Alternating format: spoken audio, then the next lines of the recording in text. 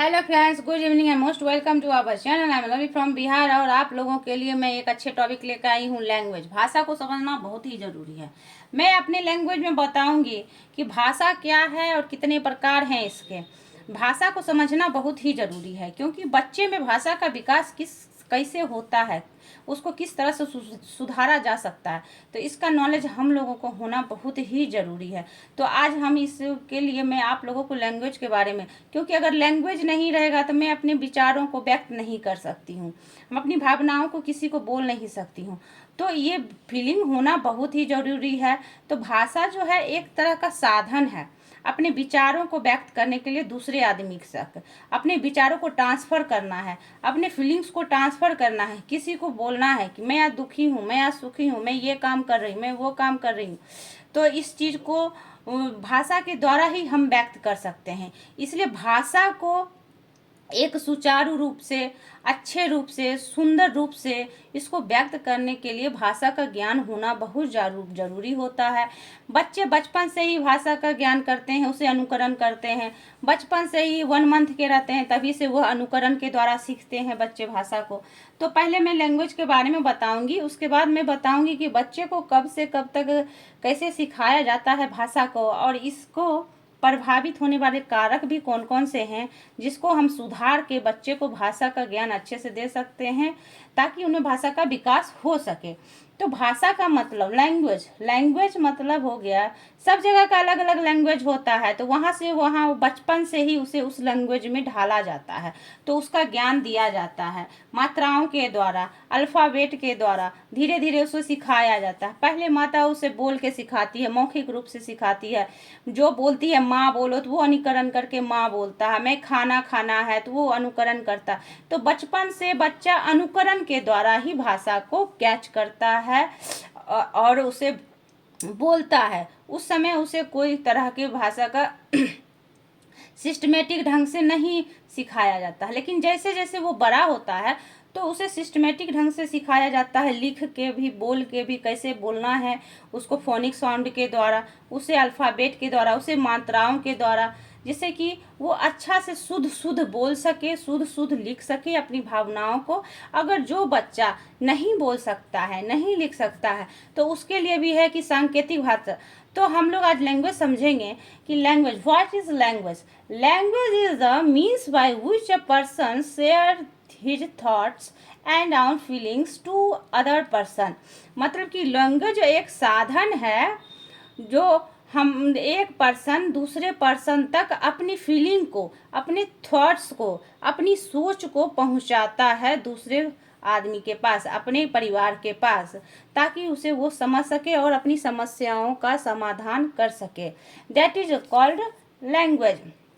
इसे हिंदी में भी बोला जाता है कि भाषा वह साधन है जिसके द्वारा एक मनुष्य अपने मनोभावों और विचारों को दूसरे व्यक्ति तक पहुंचाता है। जो भी हमारे दिमाग में विचार चल रहा है, भावनाएं चल रही है, माता के प्रति क्या विचार है, पिता के प्रति क्या भावनाएं, बच्चे को वो भाषा के द्वारा ही सीखता है। और भाषा के ही द्वारा, अगर बच्चा को भूख लगा है, वो नहीं बोलेगा, वो इशारा नहीं करेगा तो माँ नहीं समझेगी। तो बचपन में बच्चा इशारा के द्वारा, सांकेतिक रूप से माँ को फीलिंग कराता है कि मुझे भूख लगा है, चिल्ला के, रो के बोलता है मुझे दूध चाहिए, मुझे भूख लगा है, या कहीं उसको गोद में लेना है तो चिल्लाने लगता है, रोने लगता है।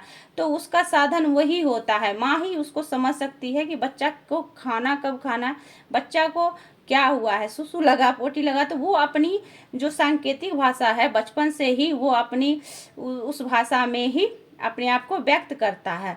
तो बचपन में ही इस चीज़ को धीरे धीरे धीरे धीरे ग्रोथ किया जाता है। तो भाषा एक साधन है, जैसे कि कोई भी साधन के बिना कुछ भी नहीं हो सकता है, सब कुछ का एक साधन होता है तभी कोई काम पूरा होता है।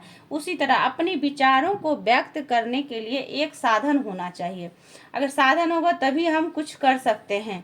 जैसे कि कहीं जा रहे हैं तो उसके लिए हमारी क्या साधन है, ट्रेन है, हवाई जहाज है, बस है, गाड़ी है। तभी हम दूसरे जगह पहुंच सकते हैं या पैदल भी जा सकते हैं। तो जब तक बिना कोई साधन का कहीं भी कोई नहीं पहुंच सकता है। इसीलिए अपने विचारों को व्यक्त करने के लिए भाषा का ज्ञान होना बहुत ही ज़रूरी है।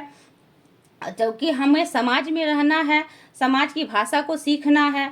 सभी भाषा का अलग अलग सभी जगह का, हमारे इंडिया में बहुत सारे स्टेट हैं, सभी स्टेट के अलग अलग भाषा हैं और अलग अलग पर्सन वहाँ के रहते हैं, अलग अलग लैंग्वेज है, उसकी मात्राएं सीखनी पड़ती है, अलग अलग लैंग्वेज की मात्राएं, अल्फ़ाबेट। इंग्लिश का तो एक ही रहता है, लेकिन जो वहाँ की जो लोकल भाषाएं होती हैं उसकी अलग अलग अपनी मात्राएं होती हैं, अलग अलग उसकी लैंग्वेज होती है, अलग लिखावट होती है। जैसे बांग्ला के हो गई, जैसे तमिल का हो गया, तो उस तरह से उसकी लैंग्वेज अलग होती है। तो ये जो वहाँ के नज़दीकी आदमी रहते हैं वही वो सीख सकते हैं। दूसरे आदमी वो तो बचपन से वहाँ सीखते हैं, लेकिन जब हम जाएंगे दूसरे स्टेट में सीखने के लिए तो हमें वह सिस्टमेटिक ढंग से सीखना पड़ेगा, वहाँ के आव भाव को समझना पड़ेगा, वहाँ पे रहना पड़ेगा, उस लैंग्वेज को बोलना पड़ेगा, अभ्यास करना पड़ेगा। तभी हम अपने विचारों को दूसरे तक पहुंचा सकते हैं। अगर मैं हिंदी जान रही हूँ, अगला इंग्लिश जान रहा है, उसे हिंदी नहीं आ रहा है और मुझे इंग्लिश नहीं आ रहा है, तो हम अपनी भावनाओं को व्यक्त नहीं कर सकते हैं। तो हमें ऐसी भाषा सीखना है कि अगला व्यक्ति हमें भी, मेरे भी विचारों को समझ सके, मैं भी उसके विचारों को समझ सकूं। अगर मुझे इंग्लिश नहीं आ रही है और वो इंग्लिश बोल रहा है, तो अगर मुझे नहीं आ रही तो मैं नहीं समझ सकती, आई कांट अंडरस्टैंड। तो इसे समझने के लिए मुझे उसकी मात्राओं को, उसके परिवेश में ढलना पड़ेगा, अपने विचारों को व्यक्त करना पड़ेगा, तभी हम उस लैंग्वेज को बोल सकते हैं। तो हम लोग समझ गए कि भाषा वह साधन है, एक साधन है जिसके कारण मनुष्य अपने मन भावों और विचारों को दूसरे व्यक्ति तक पहुंचाता है। अगर भाषा ना हो तो हम अपने विचारों को नहीं समझ सकते हैं, दूसरे को विचारों को नहीं समझ सकते हैं, दूसरे के फीलिंग को नहीं समझ सकते हैं, या हम अपने विचारों को, फीलिंग्स को दूसरे तक पहुंचा नहीं सकते हैं।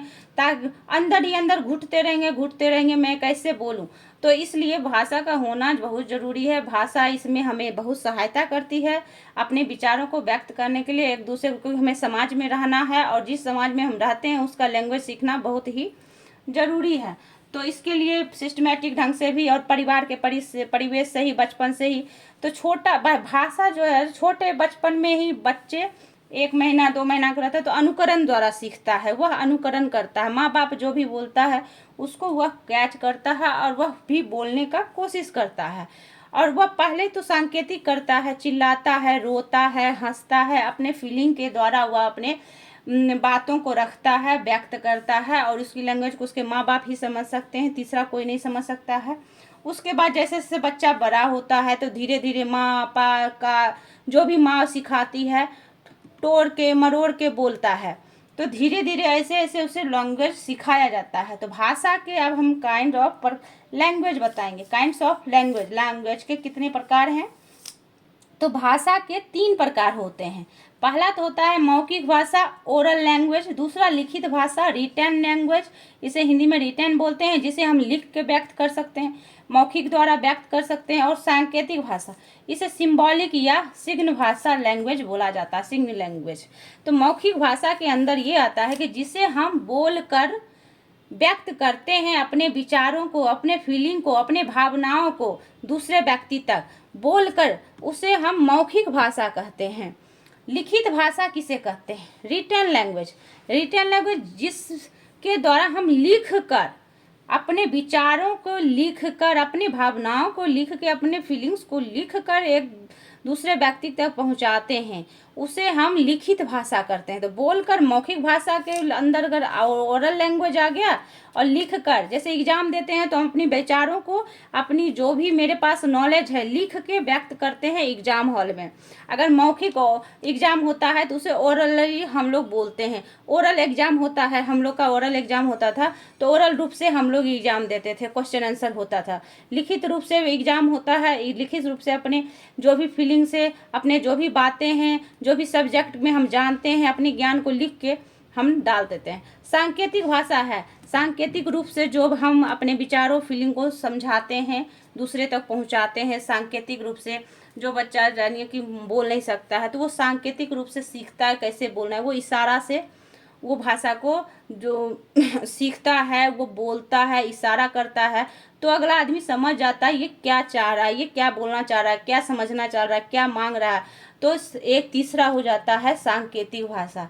इस तरह आपको समझ में आ गया होगा। मैं अपने लैंग्वेज में समझाई हूँ कि व्हाट इज़ लैंग्वेज, तो आप लोग को समझ में आ गया होगा कि लैंग्वेज क्या है। अपने बच्चों को लैंग्वेज के बारे में ज़रूर बताएं और कैसे उसका विकास होगा ये भी समझाएं। भाषा को क्या कहते हैं, ये प्रभावित करने वाले भी बहुत कारक होते हैं, जो मैं आपको अगले वीडियो में ज़रूर बताऊंगी।